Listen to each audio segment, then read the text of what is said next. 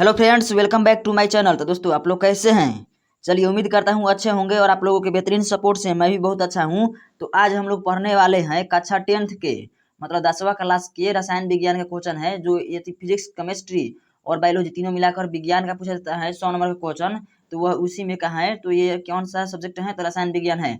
और रसायन विज्ञान का यह पहला पाठ है और उसके बाद दूसरा पाठ, तीसरा पाठ, इसी तरह जितने भी इंपॉर्टेंट क्वेश्चन होगा ना, उन सभी का पाठ आएगा। और फिजिक्स पढ़ाई हो चुका है, फिजिक्स का एक पार्ट पढ़ाई हो गया है, तो आप लोग उसको भी जाकर देख लीजिएगा, जो भी स्टूडेंट नहीं देखे होंगे। और जो देख लिए होंगे वो रिवीजन करते रहिएगा और बोलिएगा तो पीडीएफ भी दे देंगे। जैसे कि ये जो पढ़ाई हो रहा है ना स्लाइड पर, ये जो ऊपर हो रहा है, तो इसका पीडीएफ भी होता है। तो पीडीएफ जैसे पीडीएफ बनाकर पढ़ाया जाता है, तो आप लोग बोलिएगा तो ये दे दूंगा। उसके बाद आप लोग इसको केवल पढ़ लीजिएगा तो रिवीजन हो जाएगा आप लोगों का। तो चलिए, आज हम लोग पहला क्वेश्चन देखते हैं। तो रसायन विज्ञान का हमारा पहला क्वेश्चन है और टॉपिक का क्या नाम है? तो रसायन विज्ञान के टॉपिक का नाम है रासायनिक अभिक्रियाएं एवं समीकरण। मतलब कि रासायनिक अभिक्रिया के बारे में हम लोग पढ़ने वाले हैं। तो ध्यान से देखिएगा और एक भी क्वेश्चन को मिस मत कीजिएगा। अगर जो भी क्वेश्चन समझ में ना आए ना, तो उनको याद करने की कोशिश कीजिएगा, क्योंकि ये सभी क्वेश्चन इंपॉर्टेंट है और प्रीवियस ईयर का पूछा गया क्वेश्चन है। और फिजिक्स का जितना भी क्वेश्चन कराया गया था ना, वो सभी प्रीवियस ईयर क्वेश्चन है। और दोस्तों, इसमें ज़्यादा क्वेश्चन इंक्लूड नहीं किया गया है, इसीलिए इंक्लूड नहीं किया गया है ना। जैसे कि अगर ज़्यादा क्वेश्चन हम कराएंगे तो आप लोग किताब किताब नहीं पढ़ लेंगे। इससे अच्छा है कि आप लोग किताब पढ़िए। तो इसीलिए यहाँ पर केवल इंपॉर्टेंट क्वेश्चन को ही इंक्लूड किया गया है। चलिए, पहला क्वेश्चन से देखते हैं। आज का हमारा पहला क्वेश्चन है। पहला क्वेश्चन बोला गया है Zn प्लस CuSO4 एरोहेड, मतलब इसको तीर को एरोहेड भी कहा जाता है। Arrowhead ZnSO4 plus Cu। तो ये क्या हो रहा है? मतलब ऊपर दी गई रासायनिक अभिक्रियाएं किस प्रकार की हैं? मतलब दी गई रासायनिक अभिक्रियाएं किस प्रकार की है, तो इसको थोड़ा ध्यान से देखिएगा। यहाँ पर Zn है तो यहाँ पर भी Zn है। उसके बाद देखिए, जो SO4 है ना, SO4 यहाँ पर है तो ये वाला पहले आ जा रहा है और Cu अपने जगह पर Cu है। तो इसको मतलब कि जो जगह चेंज होता है ना, तो उसे जैसे देखिए, इसको ध्यान से समझिएगा। अगर समझ लिए तो बहुत अच्छी की बात, अच्छा बात है। देखिए, जैसे कि A B plus C D, इसको बराबर कर देंगे।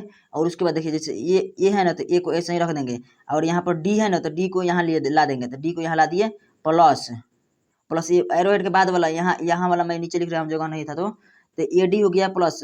उसके बाद यहाँ पर सी है ना, तो सी अपने जगह पर रहेगा। उसके बाद इसके बाद वाला जो है ना, तो बाद वाला यहाँ पर आएगा। तो इस तरह का अभिक्रिया होगा, मतलब दोनों में दोनों चेंज हो रहा होगा, तो उसे द्विविस्थापन अभिक्रिया कहते हैं।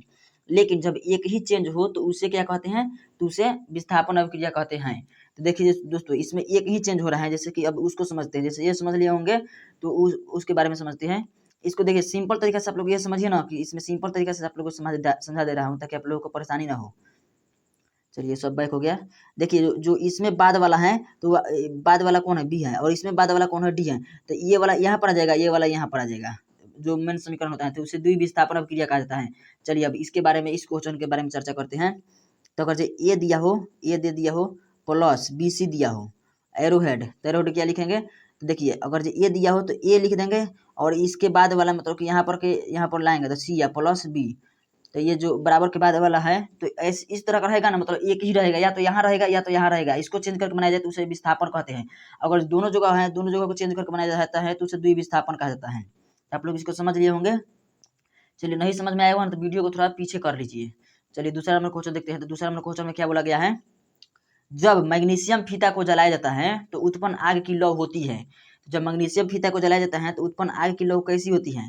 तो मतलब उसका रंग बताना है। तो उसका रंग होता है चमकीला उजला। और दोस्तों, आप लोग कहीं क्लास करते होंगे ना, तो वहाँ पर मतलब कि आप लोग कहीं ना कहीं आपका तो नाम लिखाया हुआ होगा स्कूल में। तो वहाँ पर अगर प्रैक्टिकल होगा ना, तो उसमें जला कर दिखाया जाएगा। मैग्नीशियम का फीता वो पतला पट्टी की तरह होता है, इस तरह का। और इसको मतलब कि लपेटा रहता है इस तरह से, जैसे कि इस तरह से लपेटा रहता है। और इसी को मतलब कि जला करके देखा जाता है। जब मैं 10वां में था ना, तो उस समय जला कर दिखाया गया था। तो ये चमकीला उजला कलर का जलता है। तो इसको याद कर लीजिएगा। अगर जो आप लोगों को प्रैक्टिकल नहीं देखना है, तो आप लोग इसको डायरेक्ट याद कर लीजिए। अगला क्वेश्चन है, तो आगे कौन नंबर क्वेश्चन होगा? अब आगे हो गया मेरा 3 नंबर क्वेश्चन होगा। 3 नंबर क्वेश्चन बोला गया है, निम्नलिखित में से कौन सा बुझा हुआ चूना है? तो ये बहुत ही आसान क्वेश्चन है। क्यों आसान क्वेश्चन है? समझने वालों के लिए आसान क्वेश्चन है। बुझा हुआ चूना मतलब चूना जो है उसको बुझाया जाएगा, तो जल डाल के बुझाया गया। तो जिस क्वेश्चन में अगर ये जल का फॉर्मूला क्या होता है? तो जल का फॉर्मूला होता है H2O। जिस क्वेश्चन में H2O नजर आ जाए, मतलब HO2 नजर आ जाए, तो वही इसका सही उत्तर हो जाएगा। तो CaO मतलब कैल्शियम ऑक्साइड है, तो ये नहीं होगा क्योंकि इसमें H नहीं है। CaOH2 ये हो सकता है, एच है, ये वाला CaCO3 कैल्शियम कार्बोनेट ये नहीं हो सकता है क्योंकि इसमें एच नहीं है। और ये कैल्शियम तो किसी हालत में नहीं होगा। देखिए निम्नलिखित में से कौन बुझा हुआ चूना चूना है, तो बुझा हुआ चूना कौन है, तो इसमें एच है, तो इसमें एच है तो CaOH2 हो जाएगा इसका सही उत्तर। चलिए आगे देखते हैं क्वेश्चन। इस तरह से आप लोग याद कर लीजिएगा दोस्तों। तो अगला क्वेश्चन, आगे क्वेश्चन में क्या बोला गया है, 4 नंबर क्वेश्चन है। तो 4 नंबर क्वेश्चन में बोला गया है एक जांच परख नली में लिए गए विलयन में एक लोहे की कील को डुबाया गया। आधे घंटे के बाद यह देखा गया कि विलयन का रंग परिवर्तित हो चुका है। तो उस जांच परख नली में विलयन कौन सा था, तो उस जांच परख नली में विलयन कौन सा था, तो इसका सही उत्तर हो जाएगा CuSO4, यानी कि ऑप्शन बी सही उत्तर हो जाएगा। चलिए ऑप्शन बी मतलब सही उत्तर हो जाएगा। तो इसका रासायनिक नाम क्या हो जाएगा, तो कैल्शियम सॉरी कॉपर सल्फेट हो जाएगा, कॉपर सल्फेट। और दोस्तों यहाँ पर कॉपर सल्फेट का ये सूत्र है, ये जिंक सल्फेट का सूत्र है, ये क्या है, तो ये Fe मतलब कि फेरस सल्फेट का सूत्र है। और AlSO3 तो एल्यूमिनियम ट्राई सल्फेट का ये सूत्र है, तो एल्यूमिनियम ट्राई सल्फेट। चलिए आगे देखते हैं क्वेश्चन। तो अगला क्वेश्चन क्या है, 5 नंबर। तो 5 नंबर क्वेश्चन में बोला गया है Na2SO4 plus BaCl2 Na2SO4 plus BaCl2, उसके बाद बराबर के बाद में है BaSO4 प्लस 2NaCl। तो Na2 है तो Na2 के जगह पर क्या है, तो देखिए यहाँ पर Na है, उसके बाद यहाँ वाला जो Cl है इसमें बाद वाला है, तो यहाँ पर बाद में आ गया है। उसके बाद Ba जो है तो Ba यहाँ पर आ गया है, और SO4 है तो SO4 यहाँ पर आ गया है। तो यह किस प्रकार की क्रिया है, दोनों चेंज हो रहा है। तो दोनों का दोनों जब चेंज हो रहा है ना, तो ये द्विविस्थापन क्रिया है। अगर जो केवल एक चेंज हो रहा होता है ना, तो ये एकल सॉरी मतलब एक चेंज हो रहा है तो वहाँ पर विस्थापन द्वि को हटा देंगे, मतलब जो है ना द्वि को हटा देंगे और वहाँ पर विस्थापन क्रिया लिख देंगे।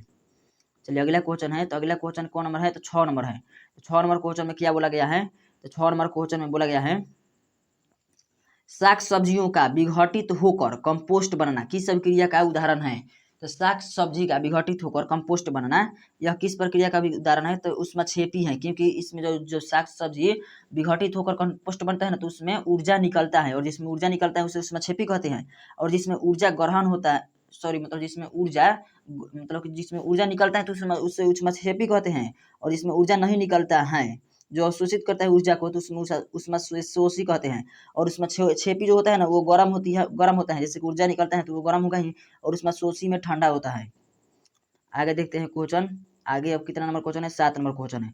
7 नंबर क्वेश्चन में क्या बोला गया है, उपचयन वह प्रक्रिया है जिसमें उपचयन वह प्रक्रिया है जिसमें क्या होता है, तो उपचयन में ऑक्सीजन का योग होता है, हाइड्रोजन का वियोग होता है। मतलब कि ऑक्सीजन मतलब जुटता है, हाइड्रोजन क्या होता है, हाइड्रोजन टूटता है, और इलेक्ट्रॉन का त्याग होता है, तो उसे उपचयन कहते हैं।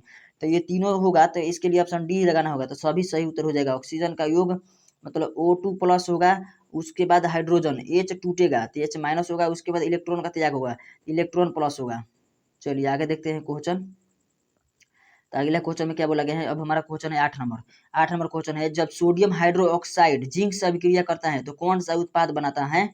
तो जब सोडियम हाइड्रोक्साइड जिंक से अभिक्रिया करता है तो सोडियम हाइड्रोक्साइड का फॉर्मूला क्या होता है, तो NaOH सोडियम हाइड्रोक्साइड का फॉर्मूला होता है, प्लस जिंक से अभिक्रिया कर रहा है, तो उसके बाद कौन सा उत्पाद बनाएगा। तो इसको दोस्तों यहाँ पर एरो हेड दे रहे हैं, उसके बाद इसको लिखेंगे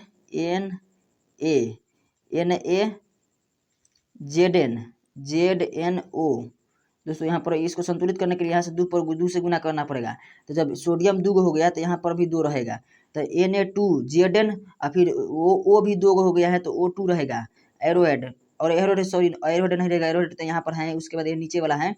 उसके बाद Zn यहाँ पर लिखा गया है, तो उसके बाद क्या बचा, तो H बचा है। H कितना बचा है, तो 2 बचा है, क्योंकि यहाँ पर जो इसके पहले जो आता है ना यहाँ पर आ गया, इसके पहले जितना भी आ गया ना तो सभी अंक के पहले 2 से गुना होगा, तो यहाँ पर H2 हो जाएगा। तो ये किस ऑप्शन में है, Na2ZnO पहला ऑप्शन मैच कर रहा है, लेकिन यहाँ पर 2 है कि नहीं है।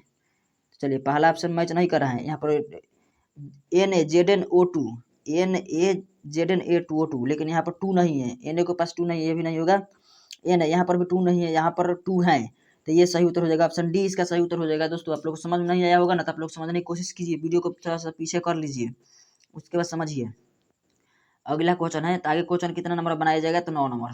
CuOH2 arrowhead Cu plus H2O, तो यह किस प्रकार की अभिक्रिया है, तो यह मतलब किस प्रकार की अभिक्रिया है तो आप लोगों को बताना है। तो जैसे कि देखिए यहाँ पर क्या हो रहा है, तो CuOA और H2 और CuH2, तो इस तरह का अभिक्रिया को क्या कहते हैं, तो आप चयन अभिक्रिया कहते हैं। तो ऑप्शन बी इसका सही उत्तर हो जाएगा। अगला क्वेश्चन है 9 नंबर हो गया। 10 नंबर क्वेश्चन में बोला गया है नीचे दी गई अभिक्रिया में कौन सा कथन सही है। तो नीचे जो दी गई है अभिक्रिया है ना, उसमें कौन सा कथन सही है, तो 2Cu plus O2 arrowhead 2CuO। तो ये देखते हैं पहले ये सही लिखा गया है कि नहीं लिखा गया है, मतलब कि कंपेयर करने पर दोनों तरफ। तो 2 Cu है, तो 2 Cu यहाँ पर है, O2 2 है, तो यहाँ पर O है, इसके पहले 2 है ना, तो ये दोनों के लिए मान्य होता है, तो O भी 2 है। तो चलिए ये सही उत्तर हो जाएगा। अब क्रिया में कौन सा कथन सही है, तब अब कथन देखते हैं। तो कॉपर का ऑक्सीकरण हो रहा है। अगला कथन है कॉपर का अवकरण हो रहा है। चलिए दूसरा नंबर आगे देखते हैं कथन। आगे कथन में दिया है सी नंबर कॉपर का नाइट्रेशन हो रहा है, और डी में है ए और बी दोनों। तो इसका सही उत्तर देखते हैं कॉपर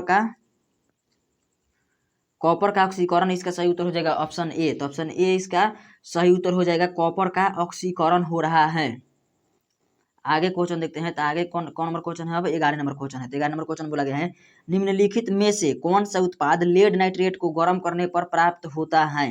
तो लेड नाइट्रेट को गर्म करने पर कौन सा प्राप्त होता है, तो Na2 और O2 प्राप्त होता है लेड नाइट्रेट को गर्म करने पर। अगला क्वेश्चन है 12 नंबर। तो 12 नंबर क्वेश्चन में बोला गया है समीकरण CaCO3 मतलब कैल्शियम कार्बोनेट है, इसका रासायनिक सूत्र होता है, और ये क्या है CaO मतलब इसका रासायनिक सूत्र होता है कैल्शियम ऑक्साइड, और उसके बाद CO2 किस प्रकार का समीकरण है। तो यह किस प्रकार का समीकरण है, तो देखिए यहाँ पर हम इसको पहले समझते हैं।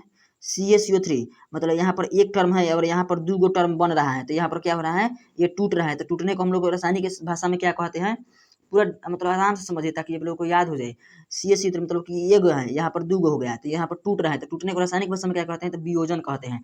तो वियोजन जब कहते हैं तो इसका सही उत्तर क्या हो जाएगा, तो वियोजन ऑप्शन ए इसका सही उत्तर हो जाएगा। उम्मीद करता हूँ समझ में आ गया होगा। चलिए आगे देखते हैं सिल्वर क्लोराइड का रासायनिक सूत्र क्या होता है, तो AgCl होता है। का रंग कैसा होता है, मतलब AgCl का रंग कैसा होता है, तो सिल्वर क्लोराइड का रंग होता है हरा। इसको याद कर लीजिए आप लोग, वीडियो को पॉज कीजिए अभी वीडियो को और याद कीजिए, और 2-4 बार पढ़िएगा। सिल्वर क्लोराइड का रंग हरा होता है, सिल्वर क्लोराइड का रंग हरा होता है, इस तरह से याद कीजिएगा, याद हो जाएगा। आगे देखते हैं क्वेश्चन 14 नंबर। 14 नंबर क्वेश्चन है फेरस सल्फेट क्रिस्टल का रंग कैसा होता है, तो इसका भी रंग हरा होता है। तो इससे दोनों को याद करने में आसानी होगा। फेरस सल्फेट और सिल्वर क्लोराइड मतलब AgCl का रंग हरा होता है, दोनों का रंग। तो यहाँ पर हरा सही उत्तर हो जाएगा।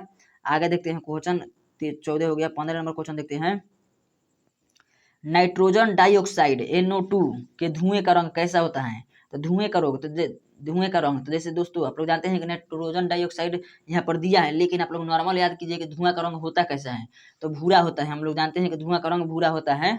जैसे कि कोई भी चीज जलाया गया होगा तो वहाँ पर देखिए जब धुआं होता है तब वहाँ पर भूरा निकलता है, भूरा धुआं निकलता है। तो उससे ही यहाँ पर पूछा गया है नाइट्रोजन डाइऑक्साइड NO2 के धुएं का रंग कैसा होता है, तो भूरा होता है। तो भूरा याद कर लीजिए। चलिए 16 नंबर क्वेश्चन है श्वसन किस प्रकार की रासायनिक अभिक्रिया है। श्वसन जो है वो किस प्रकार की रासायनिक अभिक्रिया है, तो श्वसन से क्या होती है, गर्मी पैदा होता है ना। तो श्वसन से जब गर्मी पैदा होता है तो उसे उष्माक्षेपी कहते हैं, और जो यहाँ पर ठंडक महसूस होती है श्वसन से तो उससे उष्माशोषी कहा जाता है। लेकिन यहाँ पर ऊर्जा मुक्त होता है, तो ऊर्जा मुक्त होता है तो उसे उष्माक्षेपी कहा जाता है। और उष्माक्षेपी गर्म अभिक्रिया है, इसको भी आप लोग ध्यान रखिएगा। तो उष्माक्षेपी गर्म अभिक्रिया है। चलिए 17 नंबर क्वेश्चन है मोमबत्ती किसका मिश्रण है।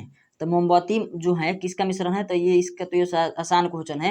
हाइड्रोकार्बन का मिश्रण है मोमबत्ती। तो हाइड्रोकार्बन याद कर लीजिए कि हाइड्रोकार्बन का मिश्रण है मोमबत्ती, हाइड्रोकार्बन आप लोग याद कर लीजिएगा।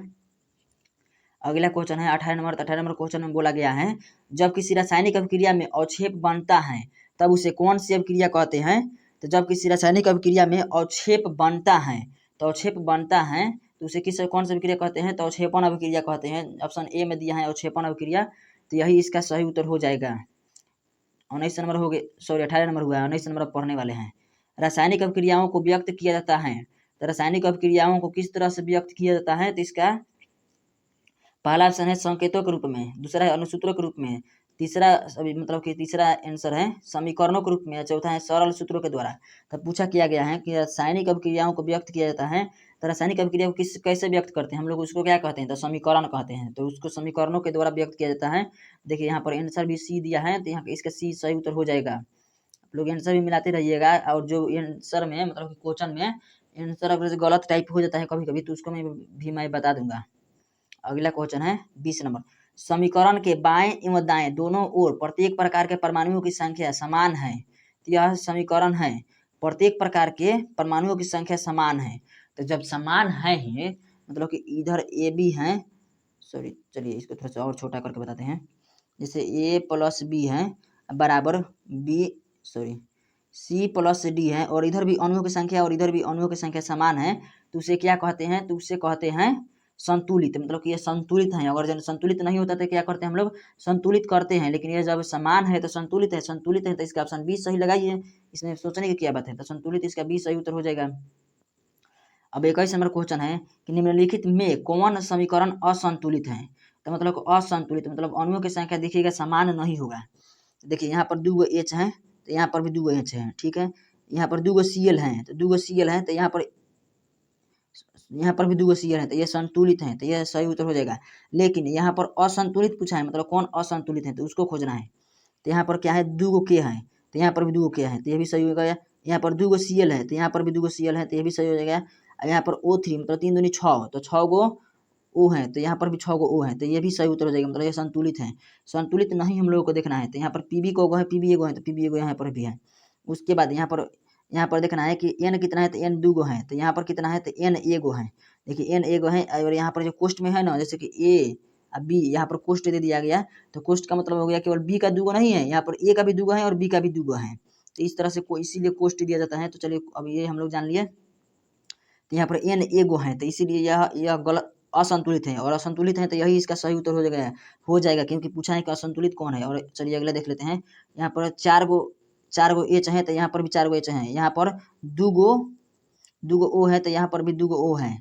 चलिए इस तरह से आप लोग समझ लीजिएगा इसको। अगर नहीं समझ में आ रहा होगा तो आप लोग बोलिएगा, कॉल कीजिएगा, हम बता देंगे। चलिए आगे देखते हैं क्वेश्चन, निम्नलिखित में कौन समीकरण संतुलित है। निम्नलिखित में कौन समीकरण संतुलित है। तो इसमें संतुलित समीकरण का निकालना है। और उसमें क्या निकालना था, तो पहले वाले में असंतुलित निकालना था। तो इसमें 3 गो असंतुलित होगा और एगो संतुलित होगा, तो उसको खोजना है। तो यहाँ पर एफ ही को है, एगो है, यहाँ पर एफ ही एगो है, सही है। यहाँ पर सी एल को है तो 2 गो है, यहाँ पर सी एल 3 गो है, तो ये गलत हो जाएगा, ये नहीं होगा। यहाँ पर अब आगे देखते हैं, तो क्या होगा, तो एन को है, तो एन को है, तो एन एगो है। इसके बाद NO2, तो यहाँ पर कुछ गड़बड़ हो रहा है। देखिए यहाँ पर Na है और यहाँ पर NO2 है। इस क्वेश्चन में कुछ मिस टाइपिंग हो गया है, तो इसको आप लोग ध्यान से देखिएगा। चलिए आगे मिला ले रहे हैं कि कौन संतुलित है। तो एफ ही है, तो एफ ही एगो है, तो यहाँ पर एफ ही 2 गो है, तो ये नहीं होगा। उसके बाद ये है KBR, तो यहाँ पर के है, के एगो है, तो के एगो है। बी आर यहाँ पर एगो है, यहाँ पर 2 गो है, तो ये भी नहीं होगा। दोस्तों ये सही उत्तर होता है, बी जो है ना वही संतुलित होता है, लेकिन इसमें भी कुछ मिस टाइपिंग हो गया है, तो इसीलिए ये भी नहीं होगा।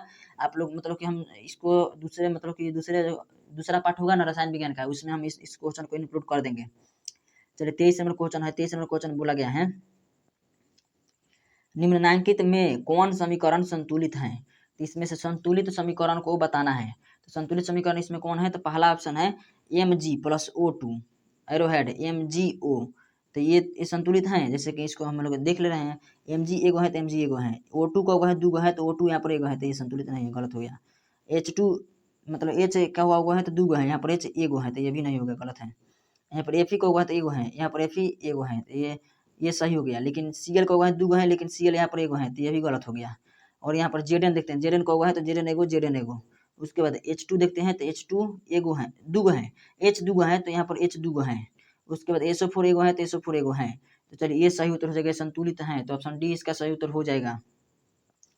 चलिए अगला देखते हैं 24 नंबर। तो 24 नंबर क्वेश्चन में क्या बोला गया है, कैल्शियम कानिट को गर्म करने पर कैल्शियम ऑक्साइड एवं कार्बन डाइऑक्साइड प्राप्त होता है। कैल्शियम कानिट को गर्म करने पर कैल्शियम ऑक्साइड एवं कार्बन डाइऑक्साइड बनते हैं। यह किस प्रकार की रासायनिक अभिक्रिया है। तो देखिए यहाँ पर गर्म करने की बात आई है, तो कैल्शियम ऑक्साइड एवं कार्बन डाइऑक्साइड बनते हैं। तो यह किस प्रकार की अभिक्रिया है, विस्थापन है, अभिक्रिया है कि उभय विस्थापन अभिक्रिया है। कि चलिए आगे देखते हैं कि उदासीनीकरण अभिक्रिया है कि अपघटन अभिक्रिया है। तो यहाँ पर इसका सही उत्तर हो जाएगा अपघटन अभिक्रिया, ऑप्शन डी इसका सही उत्तर हो जाएगा। चलिए 25 नंबर क्वेश्चन देखते हैं। तो 25 नंबर क्वेश्चन बोला गया है, 25 नंबर क्वेश्चन बहुत ही आसान है, इसको आप लोग थोड़ा ध्यान से देखिएगा। क्लोरोफिल और सूर्य क्लोरोफिल और सूर्य प्रकाश की उपस्थिति में पौधे वायु से कार्बन डाइऑक्साइड एवं पृथ्वी से जल ग्रहण करके अपना भोजन तैयार करते हैं। यह किस प्रकार की अभिक्रिया है? तो यह प्रकाश रासायनिक अभिक्रिया है। तो ये तो आसान क्वेश्चन था, तो ये आप लोग बना लिए होंगे आराम से। 26 नंबर क्वेश्चन देखते हैं। सिल्वर नाइट्रेट के जलीय विलयन में सोडियम क्लोराइड का जलीय विलयन डालने पर, जैसे कि सिल्वर नाइट्रेट है, इसका जलीय विलयन है और इसमें सोडियम क्लोराइड का जलीय विलयन डालने पर विलय अविलय सिल्वर क्लोराइड विलयन से पृथक हो जाता है। तो इस अभिक्रिया को क्या कहते हैं? तो इस अभिक्रिया को क्या कहते हैं? तो इसका सही उत्तर क्या हो जाएगा? तो इसका सही उत्तर हो जाएगा ऑप्शन, पहला ऑप्शन है उदासीनीकरण, दूसरा ऑप्शन है अपघटन, तीसरा ऑप्शन है अवक्षेपण, चौथा ऑप्शन है ऊष्माक्षेपी। तो इसका सही उत्तर हो जाएगा अवक्षेपण, क्योंकि अवक्षेप प्राप्त हो रहा है लास्ट में, मतलब सब कुछ विलयन खत्म होने पर, तो इसलिए यह अवक्षेपण अभिक्रिया है। 27 नंबर क्वेश्चन में क्या बोला गया है? तो 27 नंबर क्वेश्चन बोला गया है सोडियम हाइड्रोक्साइड और हाइड्रोक्लोरिक अम्ल के बीच अभिक्रिया होने पर सोडियम क्लोराइड एवं जल बनते हैं, तो यह अभिक्रिया कहलाती है। तो यह कौन सा अभिक्रिया कहलाएगा? तो चलिए, पहला ऑप्शन है अवक्षेपण, दूसरा है उदासीनीकरण, तीसरा ऑप्शन देखते हैं। तो तीसरा ऑप्शन में क्या दिया गया है? तीसरा में दिया गया है अपघटन और चौथा है विस्थापन। तो इसका सही उत्तर हो जाएगा उदासीनीकरण, ऑप्शन बी इसका सही उत्तर हो जाएगा। अगला अगला क्वेश्चन क्या बोल रहा है? 28 नंबर है, निम्नांकित में रेडॉक्स अभिक्रिया कौन सी है? तो निम्नांकित में रेडॉक्स अभिक्रिया कौन सी है? तो पहला है CaCO3 प्लस CaO रेडॉक्स अभिक्रिया। यहाँ पर कुछ गड़बड़ हो गया है, देखिए यहाँ पर कुछ गलती हो गया है। यहाँ पर जैसे यहाँ पर एरोहेड रहता है, एरोहेड यहाँ पर आता है, तो यहाँ पर जैसे CO एक है, CO एक है, Ca एक है, CO3, तो यहाँ पर CO3 ये मतलब संतुलित है। चलिए आगे देखते हैं H2Cl2 और यहाँ पर क्या है? तो 2HCl। जैसे कि देखिए दो जब प्रोडक्ट मतलब कि A प्लस B मिलकर नया प्रोडक्ट C बना दे रहे हैं, तो उसे रेडॉक्स अभिक्रिया कहा जाता है। तो ऑप्शन बी इसका सही उत्तर हो जाएगा। अगला क्वेश्चन है डी नंबर में बोला गया है। तो डी नंबर में क्या बोला गया है? निम्नांकित में रेडॉक्स अभिक्रिया कौन है? तो इसका रेडॉक्स अभिक्रिया कौन सा है? तो ऑप्शन डी इसका सही उत्तर हो जाएगा। 29 का ऑप्शन डी सही उत्तर हो जाएगा। आप लोग इसको ध्यान से देख लीजिएगा। 30 नंबर क्वेश्चन है, वीडियो थोड़ा बहुत लंबा हो गया है, अब इसको थोड़ा तेजी में करना पड़ेगा। निम्नलिखित में ऊष्माक्षेपी अभिक्रिया कौन सी है? तो निम्नलिखित में से ऊष्माक्षेपी अभिक्रिया कौन सी है? तो C+O2 arrowhead CO2 plus 94.45 kelvin calorie ऊर्जा मुक्त हो रहा है। तो यहाँ पर केल्विन कैलोरी ऊर्जा मुक्त हो रहा है, तो यही इसका सही उत्तर हो जाएगा ऑप्शन बी। आगे देखते हैं क्वेश्चन 30 नंबर हो गया। 31 नंबर क्वेश्चन देखते हैं। तो 31 नंबर बोला गया है निम्नलिखित में कौन ऑक्सीकारक है? तो ऑक्सीकारक कौन है? तो पहला ऑप्शन है H2, दूसरा है CO, तीसरा है H2S और चौथा है O2। तो ऑक्सीकारक कौन सा है? तो ऑक्सीकारक है O2।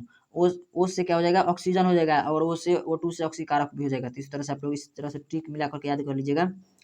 अगला क्वेश्चन है निम्नलिखित में कौन अकारक गुण प्रदर्शित करता है? तो ऑक्सीकारक कौन था? तो O2 था। और ऑक्सीकारक कौन है? तो ऑक्सीकारक है H2S। तो H2S इसका सही उत्तर हो जाएगा। अगला क्वेश्चन है 33 नंबर। 33 नंबर क्वेश्चन है समीकरण 2Cu plus O2 arrowhead 2CuO किस प्रकार की अभिक्रिया है? तो यह कौन सी अभिक्रिया है? तो यह देखिए ये Cu और O2 मिल रहा है आपस में, तो यह ऑक्सीकरण अभिक्रिया है और ऑक्सीजन इसमें है, तो ऑक्सीजन मिल रहा है इसमें ना, तो इसलिए यह ऑक्सीकरण अभिक्रिया है। आगे क्वेश्चन देखते हैं। तो आगे क्वेश्चन कौन सा है? तो आगे क्वेश्चन है 34 नंबर। 34 नंबर क्वेश्चन में क्या बोला गया है? अभिक्रिया Fe2O3 प्लस 2Al और Al उत्पाद बन रहा है Al2O3 प्लस 2Fe किस प्रकार की अभिक्रिया है? तो यह अभिक्रिया कौन सी है? तो इसको हम लोग ध्यान से देख लेंगे थोड़ा सा पहले। तो Fe2O3, तो Fe2 दो Fe है, तो दो Fe यहाँ पर है। उसके बाद आगे अब क्या बोल रहा है? तो Al2, तो Al दो Al है, दो यहाँ भी है और O2 यहाँ पर है, O3 यहाँ पर है, तो O3 यहाँ पर भी है। तो मतलब कि यहाँ पर दो गो चेंज हो रहा है, सॉरी एगो चेंज हो रहा है। जैसे कि यहाँ पर भी दो गो होता ना, तो ये भी द्विविस्थापन अभिक्रिया होता है, लेकिन यहाँ पर एक ही चेंज हो रहा है, तो यहाँ पर क्या होगा? विस्थापन अभिक्रिया, केवल विस्थापन होगा। तो ऑप्शन सी इसका सही उत्तर हो जाएगा। तो 35 नंबर क्वेश्चन देखते हैं। तो 35 नंबर क्वेश्चन बोला गया है अभिक्रिया CuO प्लस H2, अभिक्रिया CuO plus H2 arrowhead Cu plus H2O किस प्रकार की अभिक्रिया है? तो यह अभिक्रिया कौन सी कहलाती है? तो यह अपचयन अभिक्रिया कहलाता है। ऑप्शन ए इसका सही उत्तर हो जाएगा। अगला क्वेश्चन है 36 नंबर। तो 36 नंबर क्वेश्चन में क्या बोला गया है? अभिक्रिया 2PbO plus C arrowhead 2Pb plus CO2 के लिए निम्नांकित में से कौन सा कथन सही है? तो यहाँ पर देखिए दोस्तों, लेड ऑक्साइड अपचयित हो रहा है एवं कार्बन उपचयित हो रहा है, तो इसका ऑप्शन सी सही उत्तर हो जाएगा। 37 नंबर क्वेश्चन है AB plus CD arrowhead AD plus CB अभिक्रिया का नाम बताएं। तो यह कौन सा अभिक्रिया है? देखिए यहाँ पर ए है और यहाँ पर डी है। तो देखिए ए के जगह अपने जगह पर ए है और यहाँ पर अंत में डी है ना, तो डी यहाँ पर आ गया, प्लस सी के जगह पर सी है और अंत में यहाँ पहले वाला में बी है तो बी आ गया। तो यह कौन सी अभिक्रिया है? तो दो को चेंज हो रहा है तो द्विविस्थापन अभिक्रिया है, तो जिसे उभय विस्थापन भी कहा जाता है। तो ऑप्शन सी इसका सही उत्तर हो जाएगा। 38 नंबर क्वेश्चन है कि दूध से दही बनना कैसा परिवर्तन है? तो जैसे देखिए दोस्तों, वैसा परिवर्तन जिसको मतलब कि दोहराया जा सके तो उसे भौतिक परिवर्तन कहते हैं, और ऐसा परिवर्तन जो एक बार जो बदल गया तो फिर दोबारा उस रूप में मतलब वास्तविक रूप में अपना नहीं आ सकता है तो उसे रासायनिक परिवर्तन कहते हैं। जैसे कि दूध पानी है, पानी को बर्फ बनना, तो ये कौन सा परिवर्तन है? तो ये भौतिक परिवर्तन है। और जैसे कि दूध से दही बनना, तो ये कौन सा परिवर्तन है? तो रासायनिक परिवर्तन है। और हम लोग का क्वेश्चन भी पूछा गया था दूध से दही बनना कैसा परिवर्तन है? तो रासायनिक परिवर्तन है। तो ऑप्शन बी इसका सही उत्तर हो जाएगा। 39 नंबर क्वेश्चन देखते हैं। तो 39 में दिया गया है रासायनिक अभिक्रिया में भाग लेने वाले पदार्थों को क्या कहते हैं? तो रासायनिक अभिक्रिया में भाग लेने वाले पदार्थों को क्या कहते हैं? तो भाग लेने वाले को अभिकारक कहते हैं। और जो मतलब कि भाग लेने के बाद जो बनता है, जैसे कि A plus B arrowhead C plus D, तो इन जो दोनों है ना, इसको क्या कहते हैं? तो इसको अभिकारक कहते हैं। तो ये अभिकारक है। और ये इसको क्या कहते हैं? इसको प्रतिफल कहते हैं। प्रतिफल है। प्रतिफल का और दूसरा नाम क्या है? तो इसका उत्पाद भी नाम है, तो इसका उत्पाद भी कह सकते हैं। और जो ये पूरा प्रक्रिया होता है ना, इसको अभिक्रिया कहते हैं। तो ऑप्शन बी वाला अभिक्रिया कहते हैं। तो इसका सही उत्तर क्या हो जाएगा? तो रासायनिक अभिक्रिया में भाग लेने वाले के बारे में पूछा है तो अभिकारक हो जाएगा। तो ऑप्शन सी इसका सही उत्तर हो जाएगा। चलिए आगे देखते हैं क्वेश्चन 40 नंबर। तो 40 नंबर क्वेश्चन में क्या पूछा गया है? 40 नंबर क्वेश्चन पूछा गया है वे अभिक्रियाएं जिनके विघटित होने में ऊर्जा अवशोषित होती है तो कहलाती है। तो ऊर्जा अवशोषित हो रही है, इसको ध्यान से देखिएगा। ऊर्जा अगर से मुक्त होती है तो उसमें क्षेपी और अवशोषित हो रही है तो उसमें शोषी। तो ऑप्शन डी इसका सही उत्तर हो जाएगा, क्योंकि जो उसमें है ना वो अवशोषित हो रही है तो उसमें शोषी कहलाएगा। चलिए अगला देखते हैं काली चूना पर जब जल डाला जाता है तब तो अभिक्रिया होती है। तो जैसे आप लोग जैसे शादी ब्याह होता होगा या घर पेंट हो रहा होगा तो आप लोग चूना में जब पानी डालते हैं तो उसमें क्या निकलता है? तो गर्म निकलता है, गर्म हो जाता है तो उसमें से ऊर्जा निकलता है। तो ऊर्जा निकलता है तो उसमें वह कौन सी प्रक्रिया है? तो वह उसमें क्षेपी प्रक्रिया है। तो ये सही उत्तर हो जाएगा। 42 नंबर क्वेश्चन है। तो 42 नंबर क्वेश्चन बोला गया है क्लोरोफिल और सूर्य प्रकाश की उपस्थिति में पौधे वायु से कार्बन डाइऑक्साइड एवं पृथ्वी से जल ग्रहण कर अपना भोजन तैयार करते हैं। यह किस प्रकार की अभिक्रिया है? तो यह किस प्रकार की अभिक्रिया है? तो पहला है अपघटन, दूसरा है प्रकाश रासायनिक, तीसरा है संयोजन, चौथा है अवक्षेपण। तो इसका सही उत्तर हो जाएगा प्रकाश रासायनिक। तो ये शायद क्वेश्चन रिपीट हो गया है। चलिए कोई बात नहीं है, रिविजन तो हो गया ना। अगला क्वेश्चन देखते हैं 43 नंबर। निम्नलिखित में कौन सा पदार्थ सूर्य प्रकाश के प्रभाव से अपघटित हो जाता है? निम्नलिखित में से कौन सा पदार्थ तो पहला इसमें ऑप्शन है KCl, दूसरा है HCl, तीसरा है NaCl, चौथा है AgBr। तो इसका सही उत्तर क्या हो जाएगा? तो ऑप्शन डी इसका सही उत्तर हो जाएगा AgBr। मतलब कौन सा सूर्य प्रकाश के प्रभाव से अपघटित हो जाता है? तो सिल्वर ब्रोमाइड इसका सही उत्तर हो जाएगा। 44 नंबर क्वेश्चन है। तो 44 नंबर क्वेश्चन में क्या बोला गया है? 44 नंबर क्वेश्चन बोला गया है निम्नलिखित में कौन उपचायक है? तो 44 नंबर में क्वेश्चन में पूछा गया है कि H2 उपचायक है कि CO उपचायक है कि O2 उपचायक है कि H2S उपचायक है। तो इसको आप लोग ध्यान से देखिएगा कौन सा उपचायक है। तो ऑप्शन सी इसका सही कितना नंबर क्वेश्चन था? 44 नंबर। 44 नंबर का ऑप्शन सी इसका सही उत्तर हो जाएगा उपचायक। तो उपचायक मतलब O2। चलिए अगला क्वेश्चन देखते हैं 45 नंबर। 45 नंबर क्वेश्चन है शरीर में भोजन का पचना किस प्रकार की अभिक्रिया है? शरीर में भोजन की पचना किस प्रकार की अभिक्रिया है? तो ऑक्सीकरण अभिक्रिया है। अगला क्वेश्चन है 46 नंबर। 46 नंबर क्वेश्चन में बोला गया है अम्ल और क्षार के बीच अभिक्रिया होने पर लवण एवं जल बनते हैं तो यह अभिक्रिया कहलाती है। तो यह अभिक्रिया कौन सी अभिक्रिया कहलाती है? तो उदासीनीकरण अभिक्रिया इसे कहते हैं। 46 हो गया। 47 नंबर क्वेश्चन है वसायुक्त अथवा तैलीय खाद्य सामग्री को जब लंबे समय तक रख दिया जाता है तो वह विकृत गंधी हो जाती है। तो इसका कारण क्या है? तो इसका कारण है उपचयित हो जाना। यह जो रखा जाता है ना लंबे समय तक तो वह उपचयित हो जाता है, इसीलिए वह गंध देने लगता है। 48 नंबर क्वेश्चन है। तो 48 नंबर क्वेश्चन बोला गया है प्राकृतिक गैस CH4 का दहन कहलाता है। तो दहन क्या कहलाता है? तो ऑक्सीकरण कहलाता है कि संश्लेषण प्रकृति की प्रतिक्रिया कहलाता है कि विस्थापन प्रतिक्रिया कहलाता है कि इनमें से कोई नहीं? तो इसका सही उत्तर हो जाएगा ऑप्शन डी इनमें से कोई नहीं। 48 हो गया। 49 नंबर क्वेश्चन है। तो 49 नंबर बोला गया है निम्नलिखित में कौन सा पदार्थ बिना ज्वाला के जलता है? तो बिना ज्वाला के इसमें से कौन सा जलता है? तो मोमबत्ती जलता है, केरोसिन जलता है कि कोयला जलता है कि मीथेन जलता है? तो इसका सही उत्तर हो जाएगा कोयला। कोयला बिना ज्वाला के जलता है। 50 नंबर क्वेश्चन है, लौह चूर्ण पर तनु हाइड्रोक्लोरिक अम्ल डालने से निम्नलिखित में कौन सी क्रिया होती है। तो लौह चूर्ण पर जब तनु हाइड्रोक्लोरिक अम्ल को डाला जाता है तो कौन सी क्रिया होती है, तो यह होती है हाइड्रोजन गैस एवं फेरस क्लोराइड बनता है। तो ये आप लोग याद कर लीजिएगा कि हाइड्रोजन गैस और फेरस क्लोराइड बनता है। तो दोस्तों हम लोग फास्ट कर रहे हैं क्योंकि वीडियो बहुत लंबा हो गया है। 51 नंबर क्वेश्चन है, लाल तप्त लोहा पर जलवाष्प प्रवाहित करने पर निम्नलिखित में कौन सा यौगिक बनता है। तो इसका पहला ऑप्शन है FeO, दूसरा है Fe2O3, तीसरा क्या है Fe3O4 और चौथा है FeOH के होल 3। इसका सही उत्तर हो जाएगा ऑप्शन सी Fe3O4। अगला क्वेश्चन है 52 नंबर। तो 52 नंबर क्वेश्चन में बोला गया है, निम्नलिखित में कौन सा युग्म एकल विस्थापन अभिक्रिया प्रदर्शित करता है। तो एकल विस्थापन अभिक्रिया कौन सा प्रदर्शित करता है, तो AgNO3 विलयन एवं कॉपर धातु ये एकल विस्थापित करता है। अगला क्वेश्चन है 53 नंबर। 53 नंबर क्वेश्चन में बोला गया है, अभिक्रिया जिसमें आयनों का आदान प्रदान होता है कहलाता है।